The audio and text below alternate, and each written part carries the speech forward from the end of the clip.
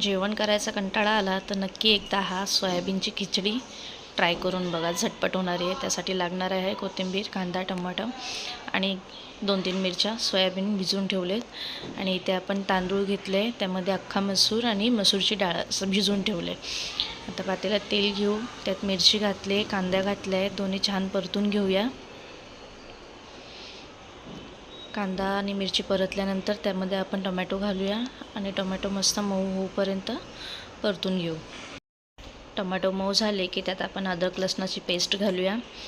मस्त मिक्स करून घेऊया.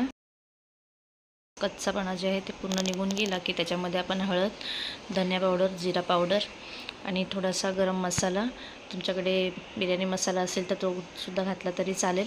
मी इथे एव्हरेस्टचा एक बिर्याणी मसाल्याचं पॅकेट टाकलेला आहे आणि थोडी लाल मिरची पावडर, मिरचीसुद्धा घातली आहे, त्यामुळे लाल मिरची पावडर थोडी जपूनच घाला. चवीनुसार मीठ सर्व घालून मिक्स करून घ्या व्यवस्थित. त्यात आपण सोयाबीन घालूया आणि मी ह्यामध्ये 2 बटाटेसुद्धा घालेल, कारण माझ्या मुलाला आवडतं म्हणून मी त्यात बटाटेसुद्धा घातले. तुम्हाला जे काही भाज्या आवडतील त्या भाज्या एक्स्ट्राचे टाकले तरी चालतील.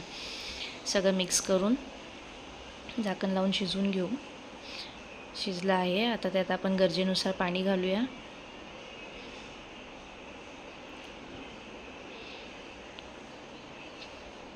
आता झाकण लावून आपण पाण्याला उकळी काढून घेऊ. पाण्याला छान उकळी आलेली आहे.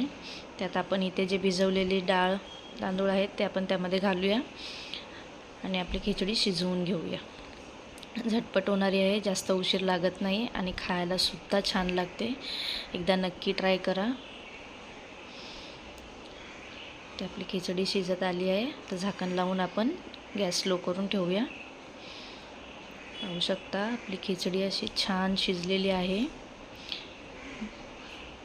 दहीसोबत किंवा ठेचा, खरडा ज्याच्यासोबत तुम्हाला आवडेल किंवा अशीच खाल्ली तरी चालेल. एकदा करून बघा, खूप छान होते.